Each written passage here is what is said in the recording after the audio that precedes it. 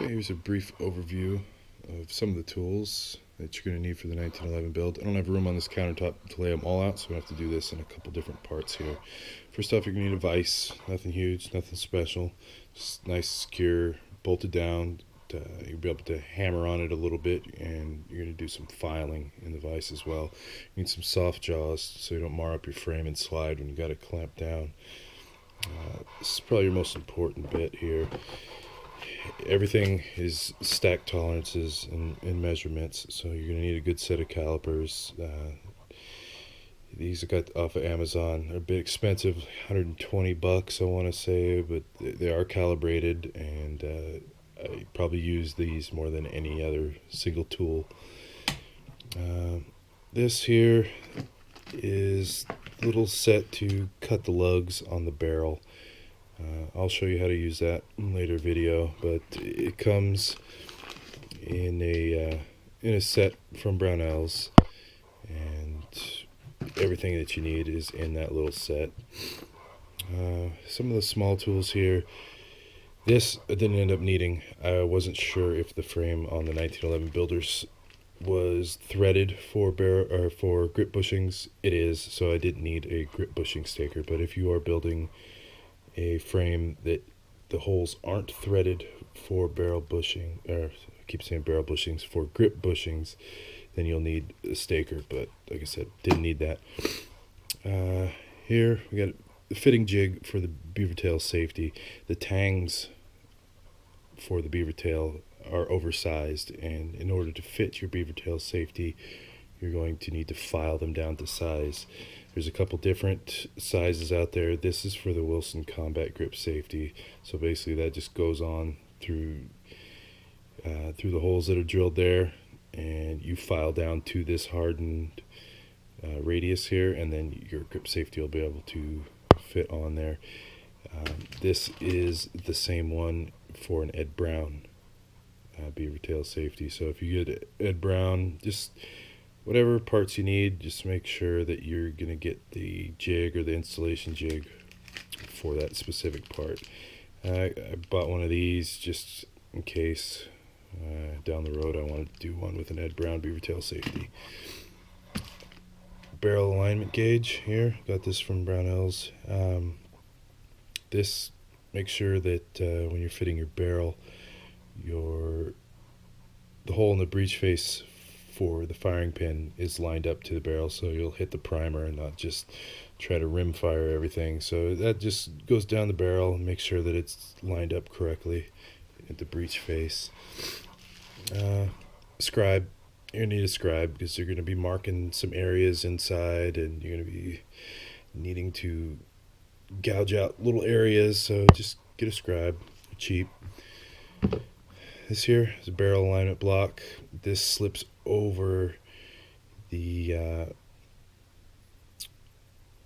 slips into the rail and keeps the barrel aligned, so when you're fitting, say, like the barrel hood, and you're making sure that you're getting everything at the right angle, so you're not getting it all sideways in there. And so this fits rail, lugs, that's the word I'm looking for. Barrel lugs fit in there, keeps everything nice and straight. And Brownells, again, you're gonna need one of those. This is sear jig. This is for cutting the angles on your sear, getting nice for your trigger pull, getting everything working right with your hammer. So there's instructional videos out how to use this. It's really easy. I'll show you guys later on how to use it. This goes with that. It's a little shim, so you're gonna need that doing your sear work. Extractor removal tool, not necessary. Just kind of went overboard and bought everything. Just helps get the extractor out. But like I said, you can get the extractor out with a little screwdriver, or sometimes you don't even need anything. So helpful, not necessary. This is the extractor tension adjusting tool. This you're going to need. Make sure that you don't have too much tension or not enough tension on your extractor. Bends it to be just right. Use that in conjunction with these right here, which are little weights for tension, I guess tension gauge set. So you're going to use that with your little trigger pull gauge, and you're going to see how much tension that your extractor has. That's after everything's all put together, but you will need that. This part here, this is the plunger tube staking tool to put your plunger tube on. You are going to need this. It's just really easy to use. This fits over the plunger tube. This goes on the other side, lines up with a little hole. Just tighten it down and it stakes your plunger tube on. Brownells again, you are going to need that. Bushing wrench, should have one anyway, but you will need one because you're fitting the barrel and you're fitting the bushing, and it's really tight and it's coming in and out, and you're gonna need a bushing wrench to get that thing in and out.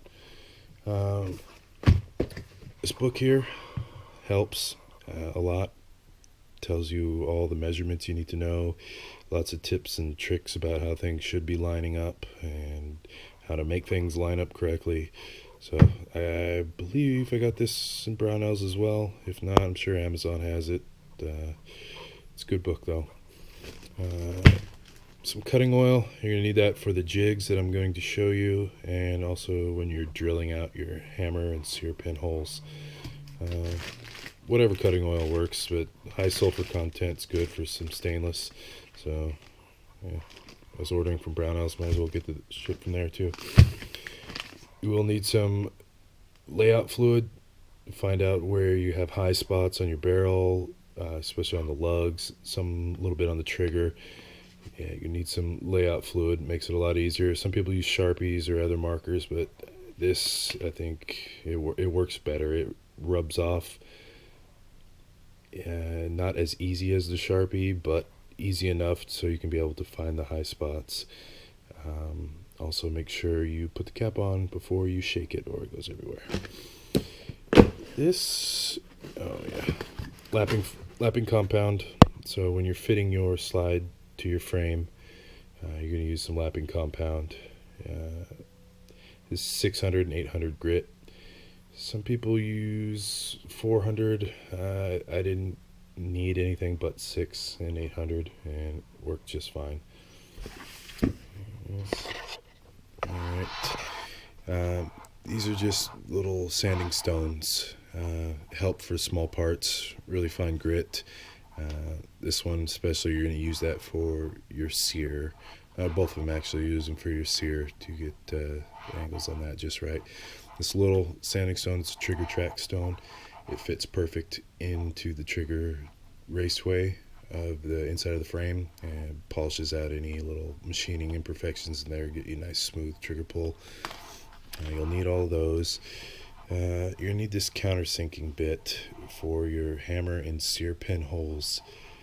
They got to be countersunk because your thumb safety rides over the little heads on there. So this is actually a 60-degree countersink. All the ones you find at Home Depot and such usually 45 degrees or some other degree. I couldn't find any 60s there, so I had to order this. I got it off Amazon, I believe. And don't need much, just one of these little hand crankers here, and a couple turns and it'll be countersunk enough, but you will need 60-degree countersinking bit there. Assortment of files, nothing huge. There are a few files that you're going to specifically need, but I mean, bastard cut a couple and some second cuts and some smooth. Just all files that you can find in any hardware store. The ones that you won't be able to find are, this one is for your barrel lugs. It's got 2 safe sides, 2 filing sides. So safe side, filing side, safe side, filing side. So you'll be able to square up the lugs on your barrel to meet up with the lugs on your slide. So you'll be cutting the side of the lug and not making it deeper. So you'll need one of these. Basically, this is the same thing. Hammer squaring file. It's the same, 2 safe sides, two rough sides. I didn't actually even use this. I used this one. Basically the same thing. I didn't know that before I ordered it.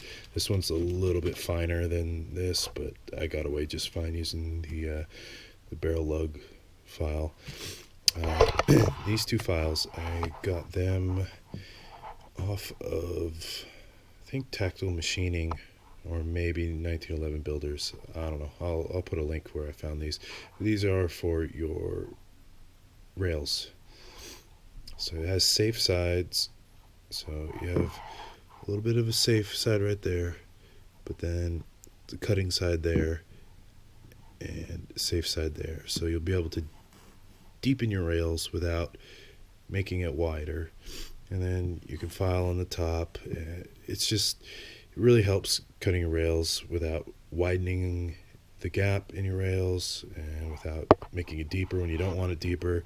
So you'll need one of these. This is the same type of deal. So it's got safe side right here, cutting side on this edge here, another safe side right here, and then these two cutting sides, and then this is a safe side. So this is for widening it. You're going to go on your rails like this, and you're going to widen the height of it without making it deeper, or make it deeper without widening up and down. So you'll need those. Other than that, yeah, like I said, regular files.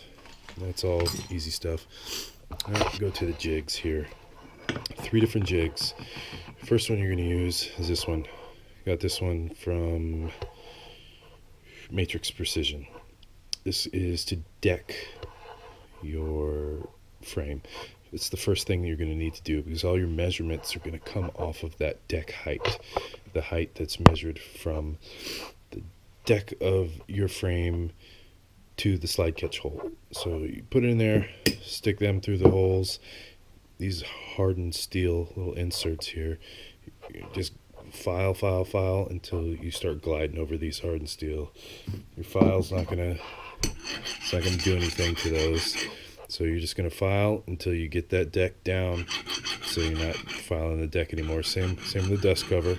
You're gonna have to get those down to spec, because if not, all your other measurements are gonna be off, and your slide is not going to fit on there. Once that's all done, you're gonna polish the top of the deck and the dust cover, just on some sandpaper, 320 grit sandpaper on a flat surface. That's why I have this little marble stone here. Just put sandpaper on it and just run it over the top. Make sure it's all smoothed out, and then use your calipers, take your measurements, and once your measurements are within spec, then you can move on to your rail cutting. So I don't have the crank handle on it right now. It's sitting over there in the chair. But basically, you just bolt your frame down in here. These little carbide cutters in here, there's little knobs that go in there to adjust it. I'll show you how to do that stuff later. You set it. Remember, your frame doesn't have any frame rails at all, so bolt it in. Bolt your frame in upside down, so the grip's up this way. Frame sitting down. These little carbide cutters make them just barely touch the frame, and then you're gonna use the crank handle, and you're gonna crank it, and this little car will come all the way to the rear, and it'll cut your frame rails. And I think it's about 20 passes you're gonna do it. You gotta quarter turn it here and there. Every time you send it forward, you gotta quarter turn it, and it's kind of a pain in the ass a little bit, but it cuts really nice frame rails, and it's easy. No power tools involved. Really good for Matrix Precision. Awesome. Cuts stainless steel, no problem. The next is, this is to drill your hammer and sear pin holes. Got this from Tactical Machining. I don't know if you can read that. Matrix Precision makes one now. As of like a couple weeks ago, they started selling their own, but I don't see how it could be any easier than this. So you just put your frame in there, goes in there, bolts through on the other side, put the bolts in, and then get your drill press, and ordered the drill bits with the jig, and punch your holes, and flip it over. Punch holes through there, and there it is. You got a ghost gun. So those are the 3 jigs and all the tools that we need. As soon as I get all the rest of the parts in, oh, and sandpaper. We'll need sandpaper, but I'm sure you know what that looks like. I used 320, 400, 600, 800. I used all the way up to 8,000, but that was just because I had it laying around and I wanted to see how smooth I can get stuff. So you will need up to 1,000 grit, I'd say. I mean, to get your trigger bow and everything sorted out. Other than that, it's about all the tools you need. Can't think of anything else, but if I do, I will add it. Yeah, as soon as I get the parts in, I will do another video to give you a rundown of all the parts you'll need, and we'll go from there. Thanks.